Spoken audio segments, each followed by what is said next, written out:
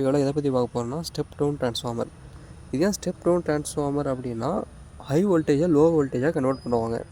First of all நம்ம main பார்ட்ஸ்லாம் பார்த்துடலாம். Primary winding and secondary winding. Primary வைண்டிங்கில் more number of coil copper turns and secondary வைண்டிங்கில் less number of coil copper turns. Next core. இந்த கோரில் தான் primary winding and secondary winding ஆனது இருக்கும். இப்போ நம்ம ஒர்க்கிங் போயிடலாம். பிரைமரி வைண்டிங்கில் ஏசி வோல்டேஜ் அப்ளை பண்ணுறாங்க. இப்போது பிரைமரி வைண்டிங்கில் மேக்னெட்டிக் ஃபீல்டானது ப்ரொடியூஸ் ஆகும். இந்த மேக்னெட்டிக் ஃபீல்டானது கோரில் ஃப்ளோ ஆகும். செகண்டரி வைண்டிங் ஆனது கோரில் தான் இருக்கும். அப்போ மேக்னெட்டிக் ஃபீல்டானது செகண்டரி வைண்டிங்லேயும் ஃப்ளோ ஆகும்.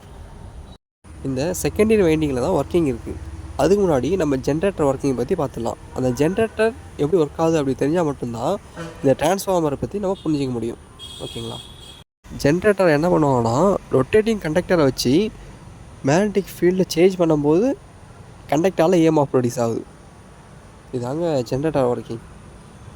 இப்போ நம்ம டிரான்ஸ்ஃபார்மரில் செகண்டரி வைண்டிங்கில் என்ன நடக்குதுன்னு பார்த்துருவோம். நம்ம ஏசி வோல்டேஜ் பிரைமரி வைண்டிங் கொடுத்ததுனால மேக்னெட்டிக் ஃபீல்டானது ரொட்டேட்டிங் மேக்னெட்டிக் ஃபீல்டாக இருக்கும். இந்த ரொட்டேட்டிங் மேக்னெட்டிக் ஃபீல்டானது செகண்டரி வைண்டிங்கை கட் பண்ணும்போது செகண்டரி வைண்டிங்கில் EMF ப்ரொடியூஸ் ஆகும். இந்த வைண்டிங்கானது கம்மியாக இருக்கிறதுனால நம்மளுக்கு கிடைக்க வேண்டிய EMF ஆனது லோ வோல்டேஜாக இருக்கும். இதாங்க டிரான்ஸ்ஃபார்மரோட ஒர்க்கிங். ஸ்டெப் டவுன் டிரான்ஸ்ஃபார்மரோட ஒர்க்கிங்.